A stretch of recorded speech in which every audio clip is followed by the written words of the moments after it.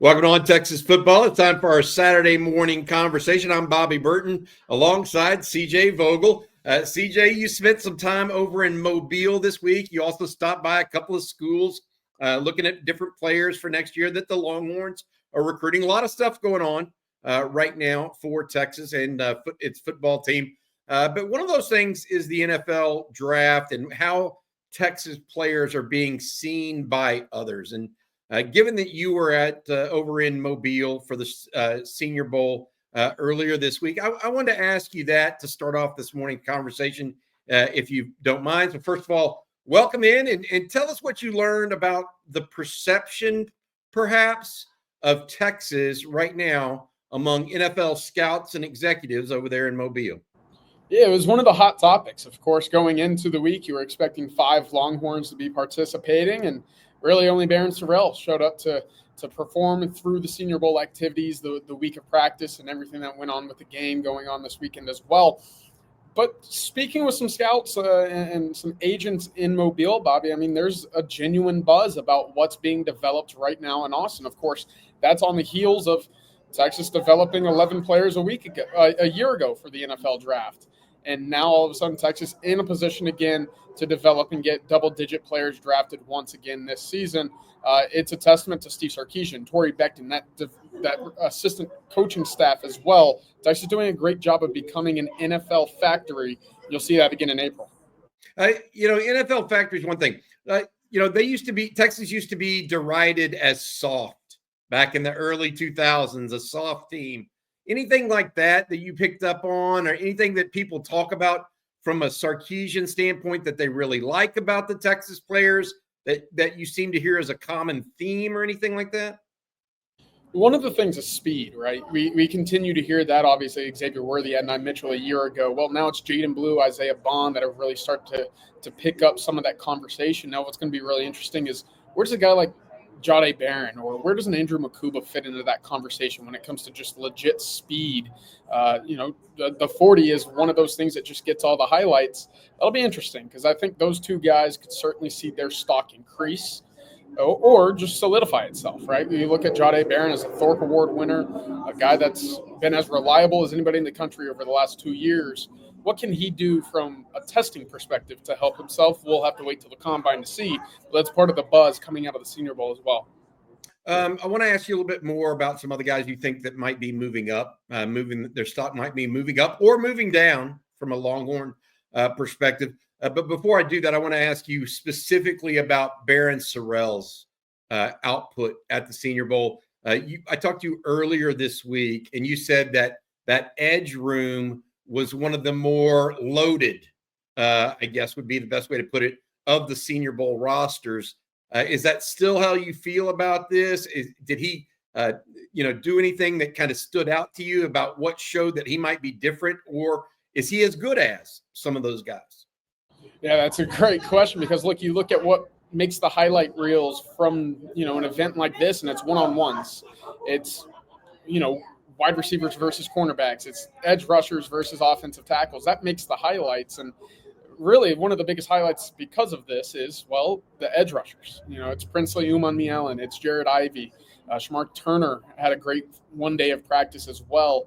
And, of course, Kyle Kennard from South Carolina, led the country in sacks, one of the top edge rushers there. I thought Barryn Sorrell fit right into that bunch. And he had a heck of a week when I was in Mobile as well. And again, coming in, you probably expected a mid-round, maybe later round selection for Barryn Sorrell. I thought that he fit into that bunch, which is certainly in a day 2 conversation for the 4 names I just mentioned.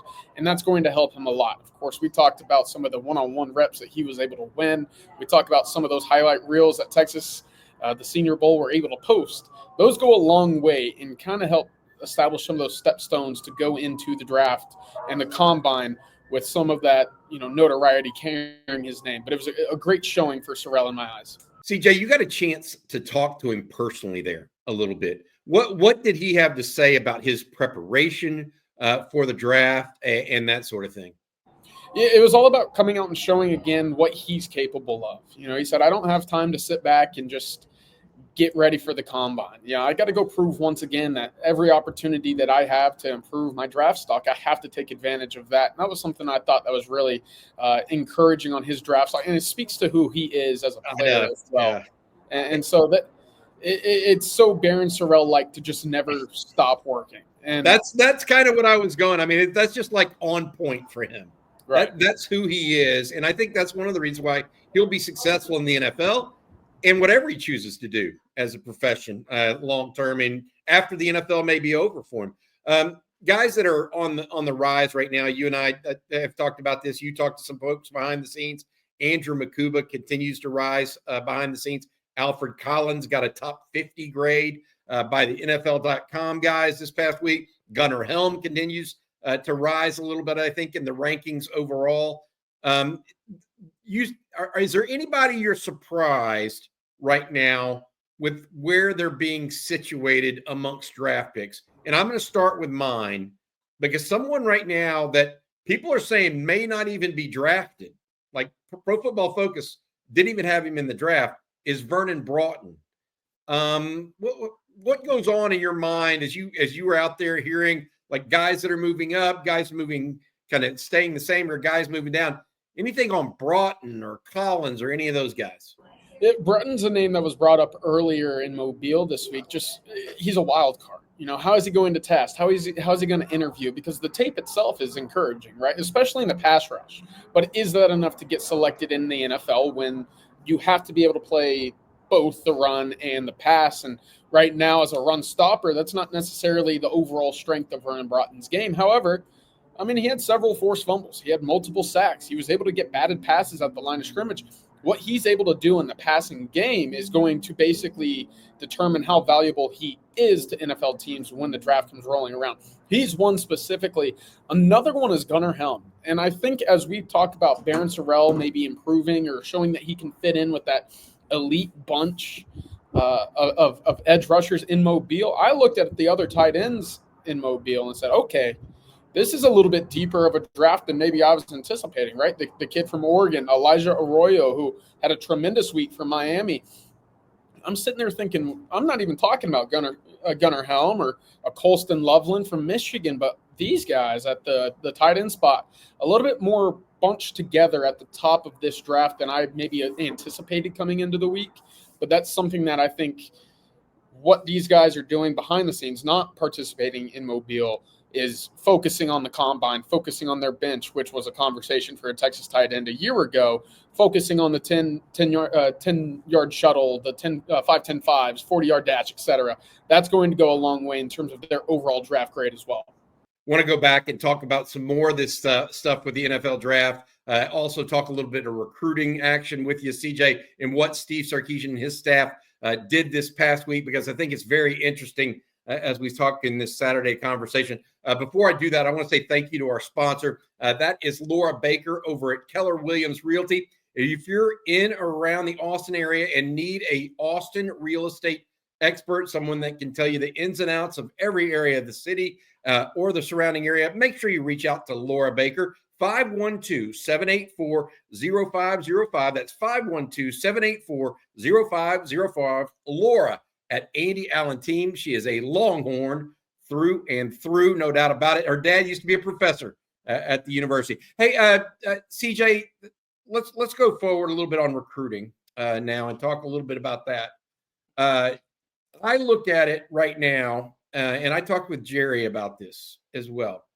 It seems to me that Texas is broadening its scope in recruiting. And a year ago, and even 2 and 3 years ago, even though Texas was recruiting a couple of players here and there in Georgia, a couple of players here and there in California and Florida, and had some success, whether that's a DeAndre Moore or a Cedric Baxter or Jamie French or Nick Brooks, for example, this year, Zealous X. They've had some success. It's almost been like piecemeal success. This year, with what we saw, a lack of new offers going out on Junior Day, a relative lack of new offers going out, as well as where the coaches literally canvassed the entire Southeast and other parts of the country. I feel like Texas is broadening its recruiting scope at a level that they're they're going after the bluest of blue chips everywhere right now. Yes. And what I'm getting at with this, and what I talked with Jerry about, was the idea, CJ, that now Texas isn't. They're going to be going after the Jamie Frenches of the world, and they don't get him. They may get another top receiver. They may get another. And this is just I feel like they're going after an overall higher caliber of guy across the board, so that if they get told no by one of their plan A's, they're not necessarily being forced to go to a plan B. They're just going to another plan A. That's what it feels like to me. And I think because of their success in the 2 consecutive college football semifinals and bringing Texas back like they have, it has given them the latitude to make that doable. Like before, if they would have done this 2 years, 3 years ago, I don't think it gets anywhere. Right. Now, I think they've got a leg to stand on in doing it. What do you think? Yeah, I totally agree. And I kind of want to compare it to what we've seen over the last decade, maybe with Ohio State. Maybe early on, 2014, 2015, before they kind of established themselves as that perennial national champion contender, they'd come get a kid from Texas, right? But I don't think that kid was one that I don't know, maybe was being fawned over by everybody in the country, right? Now they're building on a Devin Sanchez, a Riley Pettijohn. They're able to do that because of that solidified success that is going to be consistent, right? The consistent coaches staying there, developing to the NFL draft. Texas is able to do the very, very much the same right now. 11 players drafted last year. Who knows how many this year, but we're all expecting double digits once again for the second consecutive year. On top of that, 2 Final Four appearances. You're really, 12 yards one year and 1 yard this year, being potentially playing for a national championship. Now, Texas will eventually have to get over the hump, and that's what, we're expecting this next leap to be for 2025, potentially 2026 as well. But the case being, you go out to California, you've gone out to Florida before, you've had success there if you're Texas. Big state school, those are states that like to play football, but now you're seeing them have success in Georgia. They're going up to North Carolina now. Plenty of that DMV area in which we haven't really seen Texas have a big threshold in before. Because of this success, those doors are opening a little easier now, and they're able to really reap the benefits of their on-field success and winning in recruiting as well. I think here's a metaphor. They've been dipping their toes in the water in California, in Florida, in Georgia. Now I feel like they're getting in at least knee deep, if not all the way up to the waist, right? Yeah. It's a little bit different. The feel, I've been doing this 25, 30 years. It's a different feel when they go like they are right now. And I'm just telling you, you can do that when you have a leg to stand on. 3 years ago, no chance Texas. If Texas does that, they don't get anything out of it. This year, I think they may end up reap the benefits of that. I really do, because I think in Ohio State is a good proxy. To your point, I think that's a fair proxy because they also have good talent in state. I mean, Ohio is a good football state. Texas is a really good football state. More talent in Texas overall. But when you're going to be the elite of the elite, and NIL is the way it is, and you're going to pay top dollar, you want the elite of the elite no matter where they're coming from. And so it kind of layers on top of itself, right? I totally agree. And again, I use Ohio State because they will get their guys in the region and the state, but they'll always just poke around and just go pick somebody from a state that maybe there isn't necessarily a pipeline feeder. And Texas is kind of getting to that point as well, right? Missouri, when was the last time Texas was able to go up there and just pick the top player from the state? Obviously, I'm talking about Ryan Wingo. And that's even before that on-field success had established. Now you're seeing multiple guys get drafted in the top 50 picks every single year.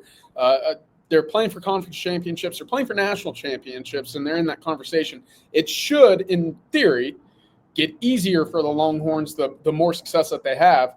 And right now, I have no reason to think that this is going to slow down anytime soon, Bobby. All right, next topic. Yesterday morning, Jerry Hamilton, myself, Blake Monroe, talked about the proliferation currently of Arch Manning in the news. It is clear, CJ, to all who want to think about it, that it is now Arch time in Austin. The mantle has been switched from Quinn Ewers to Arch Manning. The Red Bull advertisement, the positive feedback from people like Fox Sports who say he should be the number 1 overall pick if he were coming out this year. I mean, just all sorts of just kind of, I don't want to say nonsense because it's not completely nonsense, but it's Arch time in Austin. That's about the best way I know how to put it.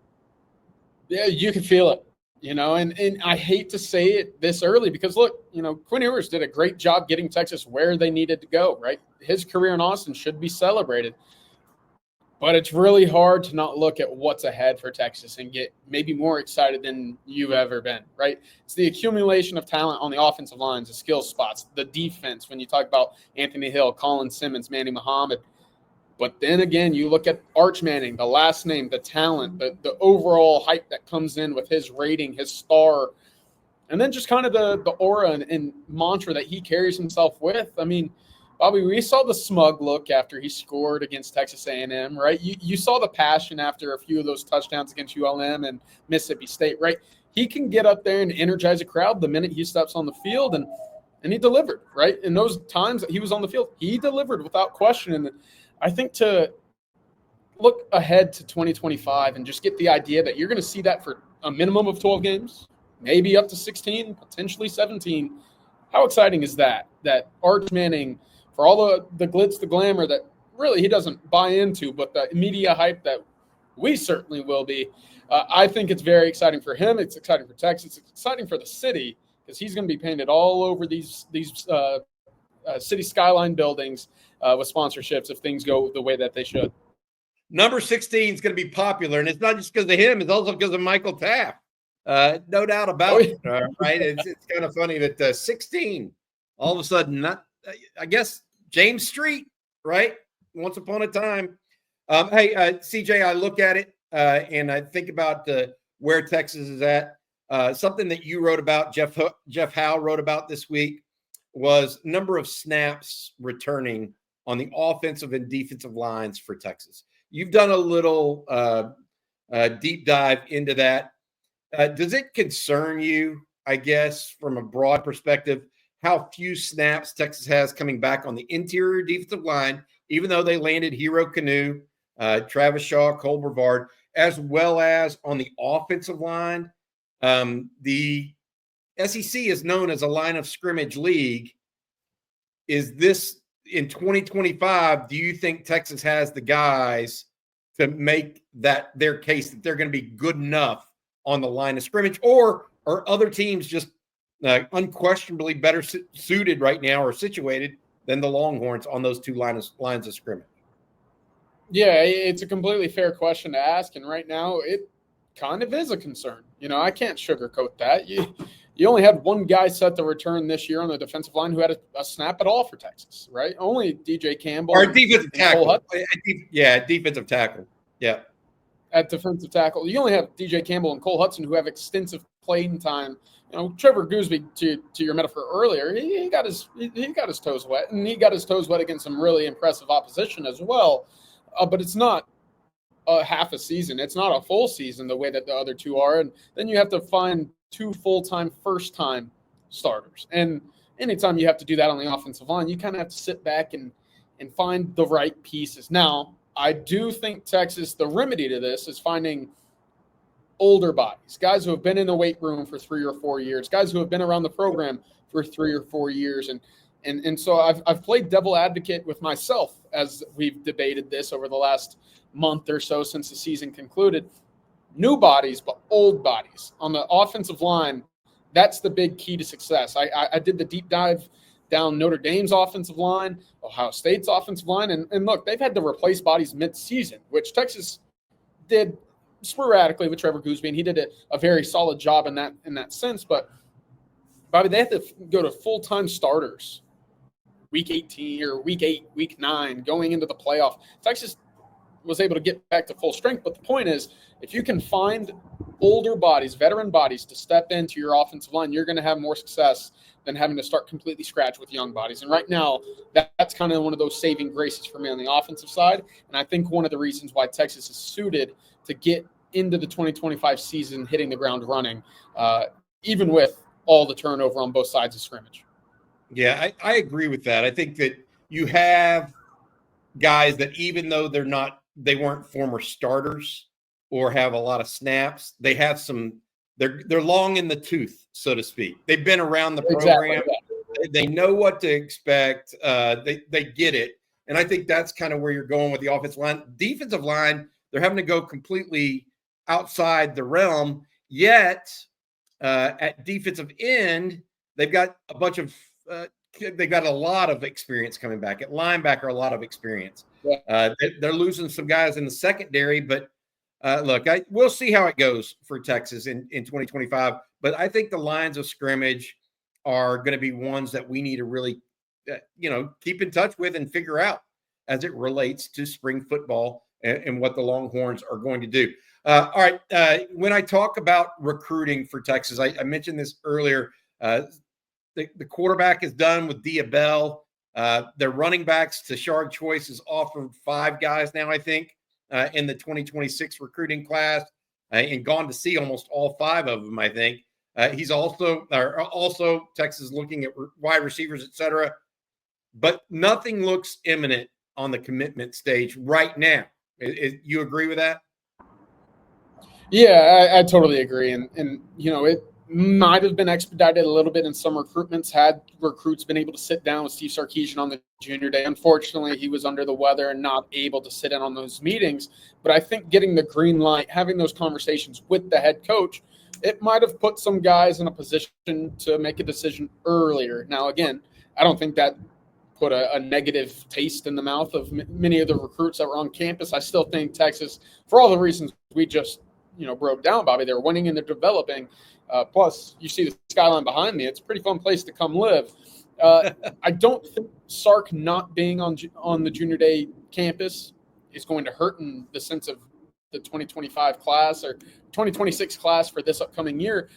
It just might, to your point, kind of slow things down maybe a couple weeks or a month in terms of guys jumping in the fold now. But again, we've never seen Texas really stock up and load up its class this early in a cycle. And I didn't think this was going to be the year in which they started. All right. One last thing before we finish this Saturday conversation. A week ago, CJ, today, you were watching players come into DKR and Moncrief Newhouse facility on their junior days. One of those players was Dripping Springs quarterback Maddox Mayer. He was a potential 2025 walk-on. I texted with him or DM'd with him over Twitter. He was contemplating canceling his scholarship to Angelo State. I know that's a lower level school, and possibly walking on at Texas. He has told me that he's going to go ahead and honor that scholarship to Angelo State this next year. So mark him off the list of possible walk-on quarterbacks for the Longhorns. All right, that'll do it. Thanks again to our sponsor, Laura Baker, over at Keller Williams Realty. Give her a call if you're out looking for houses this weekend. 512-784-0505. That's 512-784-0505. All right, CJ, we'll see you again later today, probably. If not, I'll see you on Monday, but you have a good one.